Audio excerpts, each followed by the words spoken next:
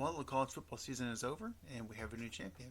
The Ohio State Buckeyes, as much as it pains me to say that, are national champions. They beat Notre Dame in what can be considered kind of a good game. I don't know. Was it kind of a blowout? Then kind of wasn't. Then it was kind of back and forth. So we give our thoughts on the game.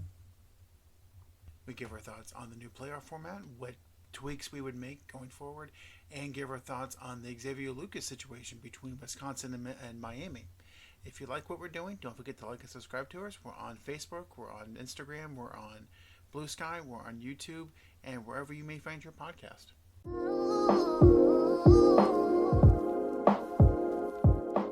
Welcome to the Number One Sports Podcast in Sanford, Florida. This is Sandlot Sports. I'm Adam Capperson. I'm here with Dorian and Cody. Damn, Marcus Freeman. And BJ Thomas. I couldn't have won anyways. I was going to lose no matter who played that. Unless a meteor hit the fucking stadium, I was losing that game. Yeah, I like the map that they had of the U.S. Like, who's everyone rooting for? Indiana was rooting for Notre Dame. Ohio was rooting for Ohio State. The rest of the country was rooting for a giant meteor to hit Atlanta. Yeah, a tie or a hot fire. Yeah. So we get started at the title game that was last night. So Dorian, you brought it up. Why do you blame Marcus Freeman? No, I don't. It's not all his fault. It was just like. I can make this easier for you. And you can continue your thought. Go ahead. Notre Dame showed in the second half they could play with that team. Why did they from the whistle? Right. Yeah. Right. That's a little bit of the coaching staff, in my opinion. Right. That's the first thing I thought when they started scoring in the second half, and I was like, oh, what are we doing? It's almost like they came out shocked, bullied, nervous. Yeah. Any of those. Right. Yeah, because I was saying it wasn't just that they could move the ball in the second half. It is that Ohio State couldn't. Right. So answer me this, right? So in the second half, when they made the adjustments, so what they did was Notre Dame decided, you know what, that Jeremiah Smith kid, he's really good. So let me put a safety over him.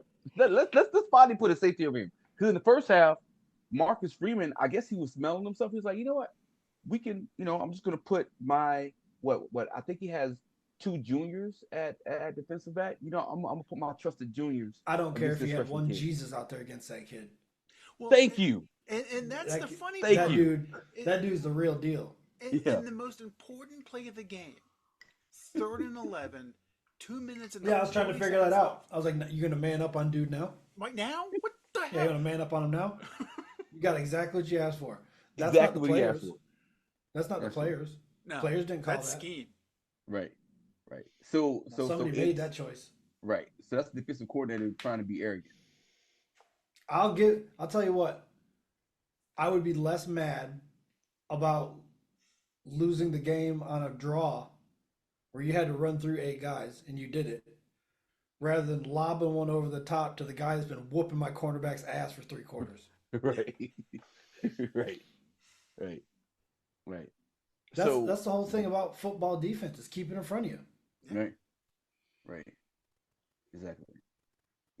And so I think a lot of it was the defensive coordinator's arrogance to really think that, hey, I'm going to put my junior corner on this diaper dandy, as Dick Vitale will call it, Jeremiah Smith, and he was just carving.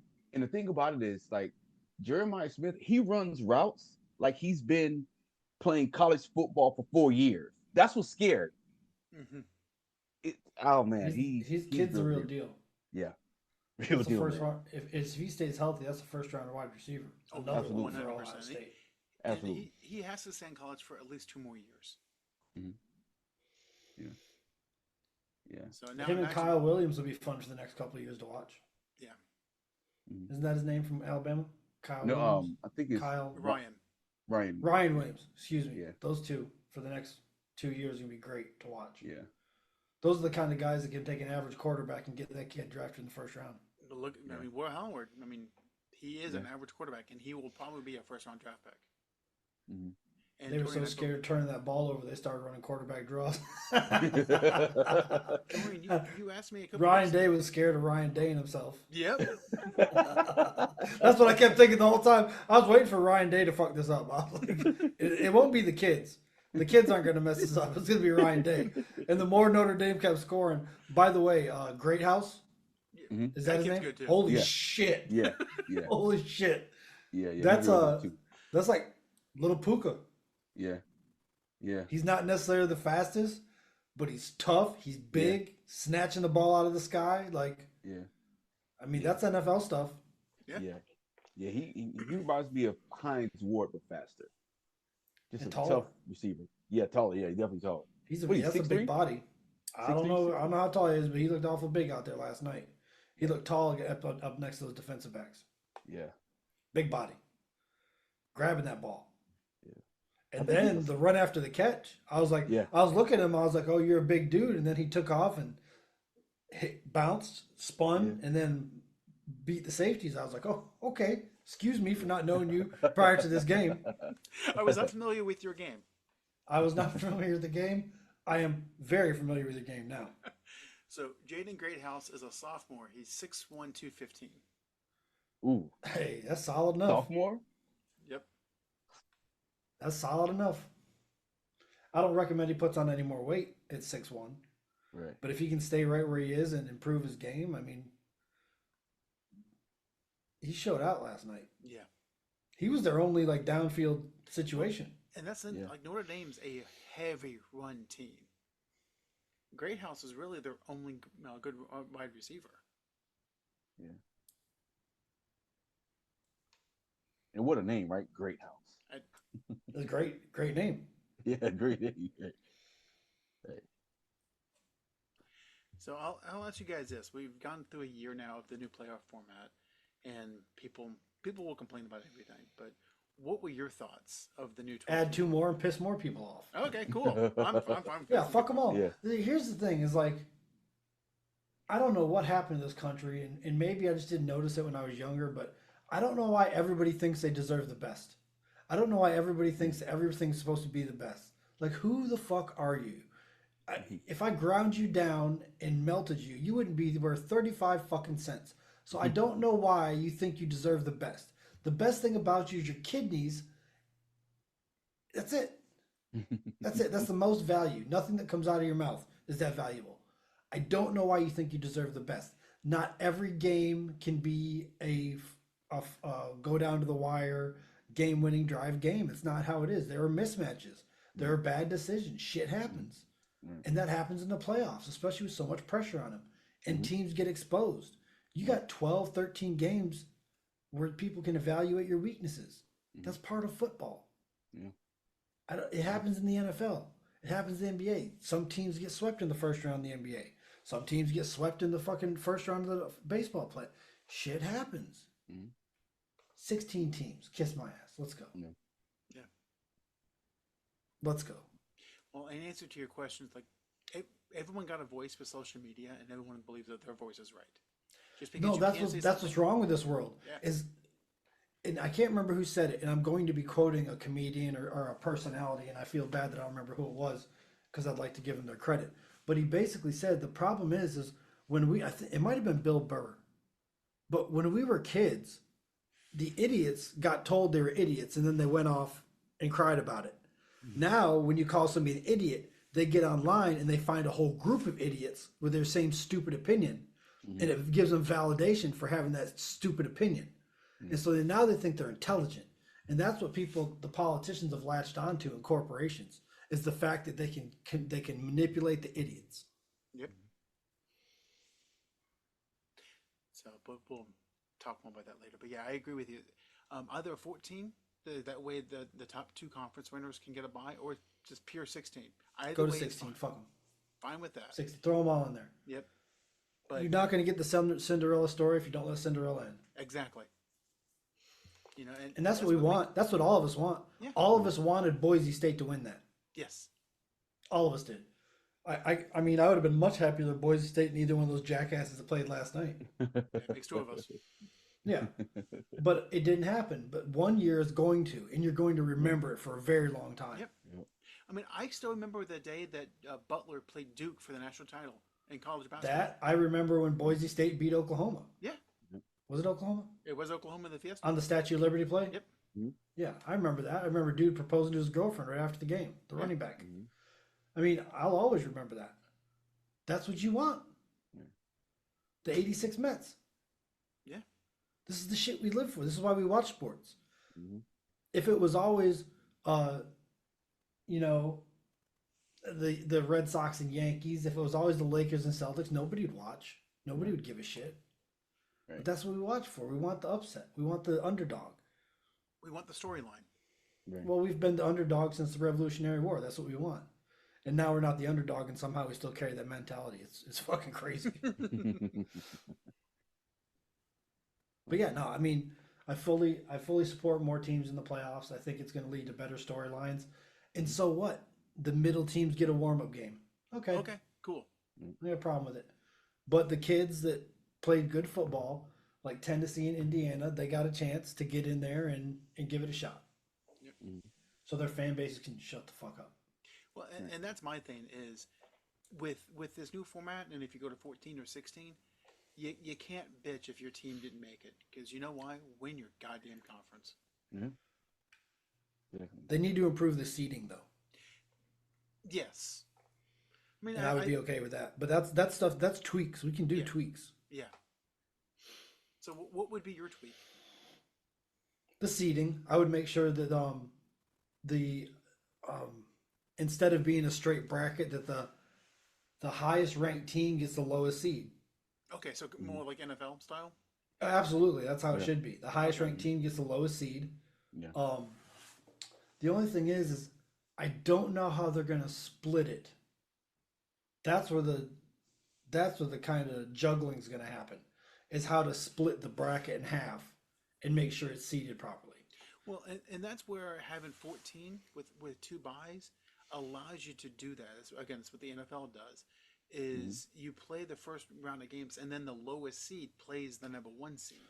Well, Right. couldn't you go like 1, 2, 3, 4, and Five, then 6, 7, just go 5? back. Yeah, just keep and it's like that, and that would kind of keep the team who's earned the right to be number one in an advantageous position. Because otherwise, there's no reason to get the number one seed if a 5 or 6 seed is going to get a favorable matchup against a 4 or lower. Yeah, I mean, you could do that, and that's what they do with college basketball.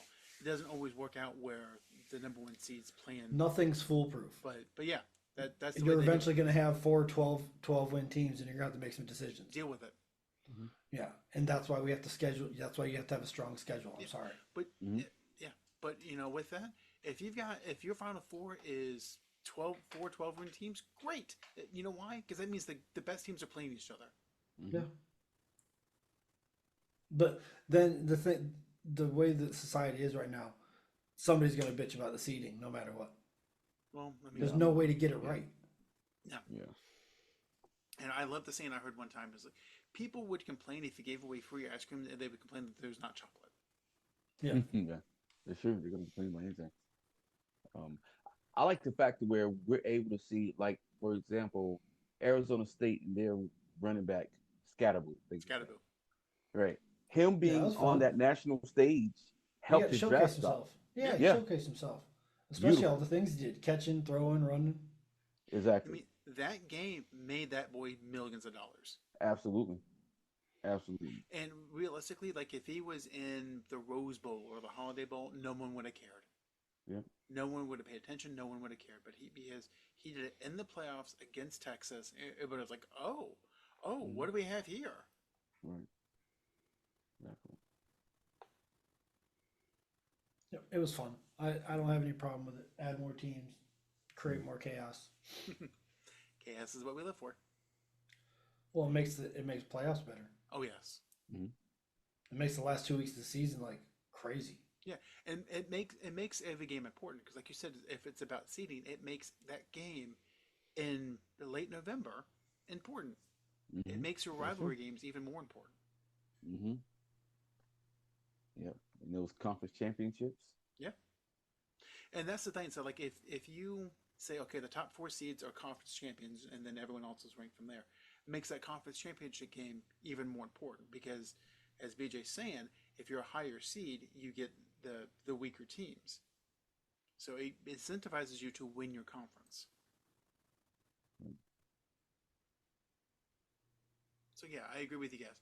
Tweaks here or there. There's a few things that you can do, but I think they've pretty much got this right after 100 and some odd years. They finally have figured out how to do a playoff system, but I think we're on the right track. So before we move off of college, I wanted Dorian's thoughts first because it doesn't impact the U. Xavier Lucas. Does the name Xavier Lucas mean anything to you? Oh yeah, yeah. I've been seeing him in forums. Hey man, it's like this. I mean, it's competition. It's competitive.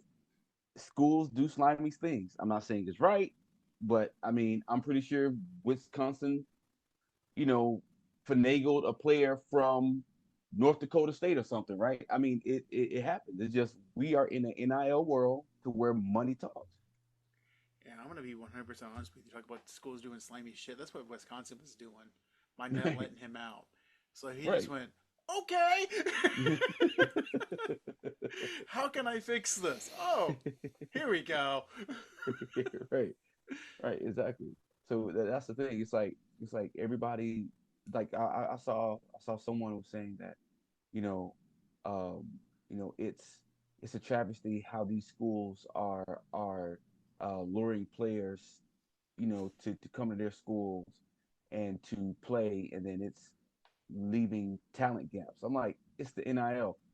Wisconsin is going to find another Xavier Lucas. May not be as talented as he is, but there's tons of kids out here that they're trying to get to come to their establish, to come to their institution. He's not the only one. It's just a matter of, well, what happened was they were trying to do some grimy shit, and then he said, okay, all right, we're gonna, if a school wants you, they're gonna do everything they can to help get you. I know of a personal situation to where there was a student, he was a senior, and there was a couple of schools who were recruiting him. It got to the point where, like, part of the game is, hey, how can we get this kid? We're going to do everything we can to get this kid. So what they did was they took care of the mom. They took care of the mom. He was like, "You take care of your mom. I'm going to the school." Like it's just part of what happened. I Now, mean, by take care of the mom, you mean like buy her a house, buy her a car, not take care of her like Josh Gaddis does.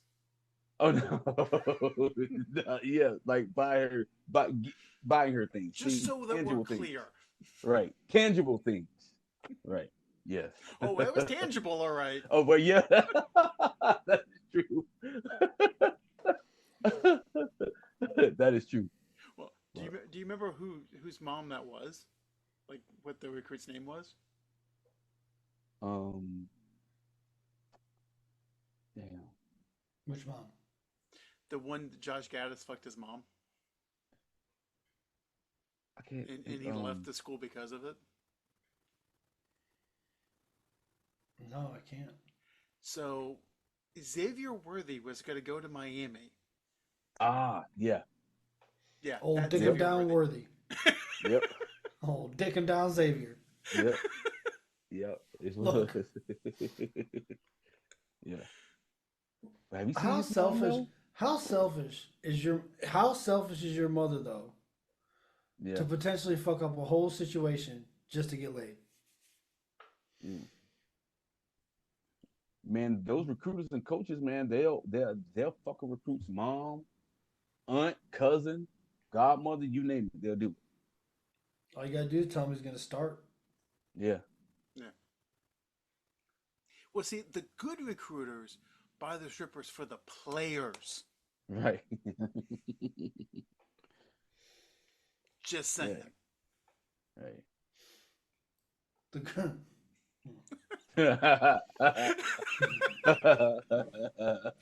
the best recruiters, the best recruiters will fuck their mother into a signature. Not out of one. No, the thing you do is you just keep her pinned up against that headboard until she taps out, and then make her sign the. Make, If the headboard doesn't work, you just start choking slowly. With You permission. Don't get me wrong. They can't say Don't the get safe me word wrong. if they can't say anything. Oh no. You've gone too far. I'm not Basically, talking about choking their brains out of their nose. That's not what I'm talking about. if BJ becomes a recruiter, knocking at their door, you better run. I'm gonna have a bunch of athletic babies. That's what's gonna happen. All over the southeast. BJ, I saw this mixed baby in Alabama look just like you. You don't say. You don't say. I don't know what you're talking about. What are you talking about? It's blind as a bat. Don't mean shit to me. Mean shit to me. Oh shit! Oh Shit, a bunch of Dominican shortstops coming out with glasses. And gaps in their teeth. Sorry, I don't know what to tell you. Motherfucker can throw though, can he?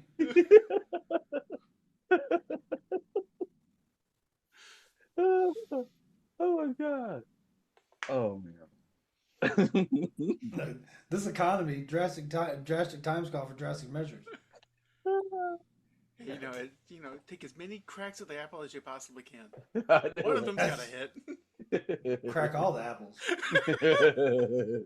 Do you say clap? Sure. Clap all the apples.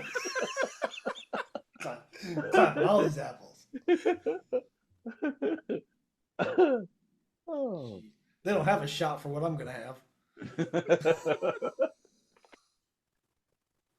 You gotta put you in a bubble. Just be quarantined. Herpagana syphilis. Fucking dick just rotting off. Oh shit. Looks like an umbilical cord. Yeah, I joked the other day. It's like that meme from The Simpsons where like the Monty Bones can't get sick because none of the diseases can fit through the door because there's so many of them.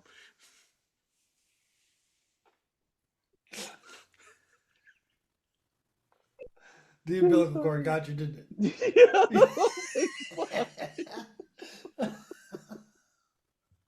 Man, I'll tell you, I don't think I've ever hated my mother except for the first time she handed me an umbilical cord, and I was like, "What's this?" Because I was like 6. And then she explained it to me, and I was like, "Oh, I hate you." Which I think it's hereditary because I handed one of my coworkers a kidney stone. Oh damn. Yeah, I pissed a kidney stone out. Why wouldn't I do it?